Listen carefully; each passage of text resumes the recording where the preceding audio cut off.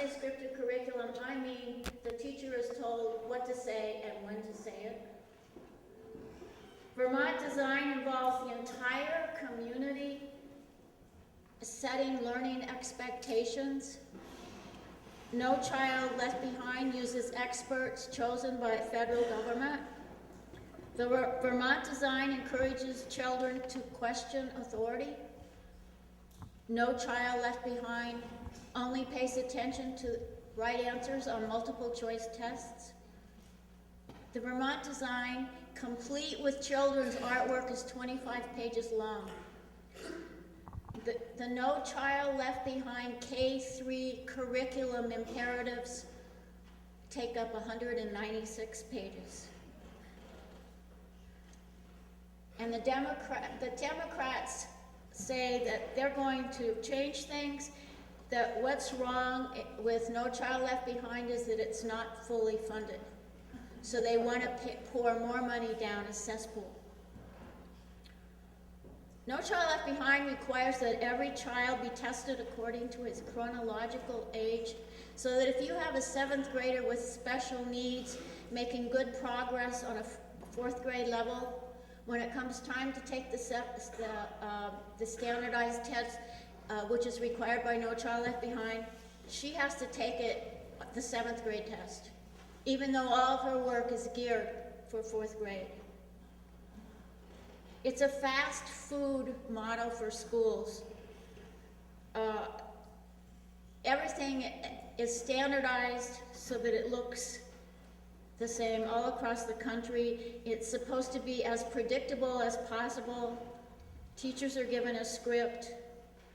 Parents are driven into a frenzy of skill acquisition. I wrote a little spoof about this. My neighbor is teaching her 2-year-old to read the Wall Street Journal. It all began when she woke up one morning and heard on NPR that U.S. kids are behind. And there was her son squishing Cheerios with his thumb, not even counting them, just squishing. Oh my God, she worried. I'm leaving this boy behind. How will he ever get ahead in the global economy? Too old for baby Einstein, she bought her boy a subscription to the Wall Street Journal, figuring it's never too young to get a feel for the landscape. They read together after morning vitamins. They read together after morning vitamins. He sits beside her, his sticky little fingers tracing the letters "smart money," while she reads the NASDAQ numbers, nuzzling his neck and whispering encouragement into his soft client ear. He's a handsome child with curly hair and bright brown eyes. She's a good teacher, persistent but not impatient. Later encouraging him to finger paint the page, orange and purple, his favorite colors. Princeton's colors, too. Admittedly, phonemes are still a frustration, but she's making flashcards to upgrade the Wall Street Journal breakfast experience. Phonemes for the global economy. Too young to pick stocks on his own, for now she manages his portfolio as well as his phonemes, and he's on the A-list for the right sort of preschool. It's really not funny because that's what's going on. Maybe not with the Wall Street Journal, but something close. I've run a website in opposition to No Child Left Behind ever since it was signed into law in 2002. And I get desperate mail from parents across the country. I had an extensive communication with a parent in Oregon who was told her 1st grader would have to go back to kindergarten because he didn't do well on that Dibbles test that is traveling around the room.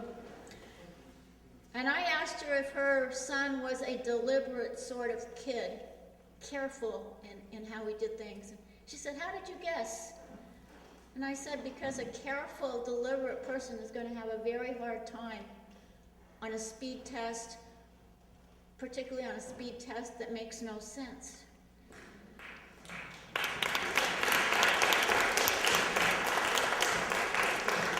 She said, he's not one to be rushed, whether putting on his shoes or painting a picture, you can't rush him. And I said, he's never gonna, and he's gonna be destroyed by Dibbles. So she was her family was in a position to be able to homeschool, and that's what they opted for. And I told this story this past August at a convention of the American Federations of Teachers, and I was roundly denounced from the floor. How could I, as a teacher, support homeschooling?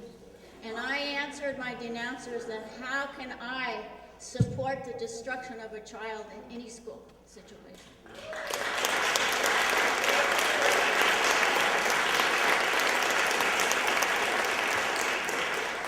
I just heard from that Oregon mom, and she said, "We are fortunate to spend our days dancing in the living room, watching a family of hawks, reading wonderful books, building forts, studying cheetahs, not drilling nonsense words. And it breaks my heart because this is what kids used to be able to do in school before we turned kindergarten into a high-stress skill zone." And you know, Finland scores at the top of the international literacy tests. They don't introduce reading skills until the children are 7 years old.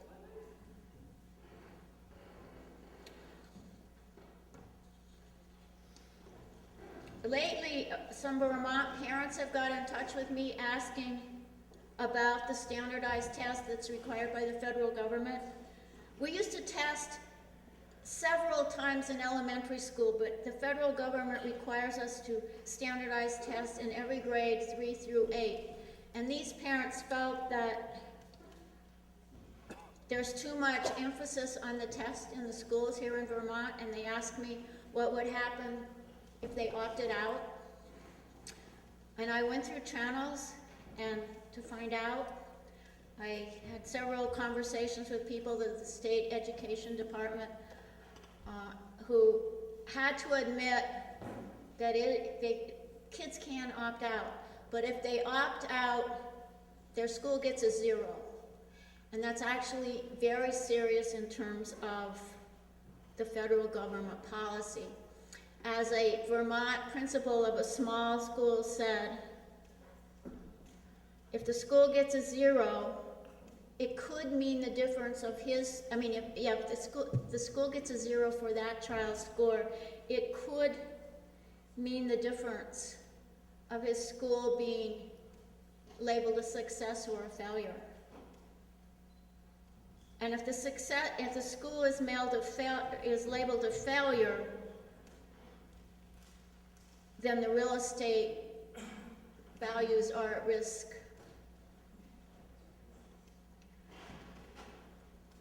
This is the empire's educational imperative.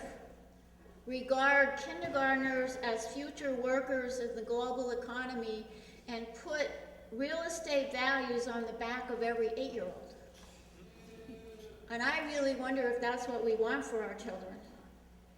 We're training children to be scared, compliant workers for a future global economy. John Adams warned, the jaws of power are always stretched out, if possible, to destroy the freedom of thinking, speaking, and writing. I think we must stop letting those jaws eat our young. And we must bring schools back to the freedom of local community and conversation.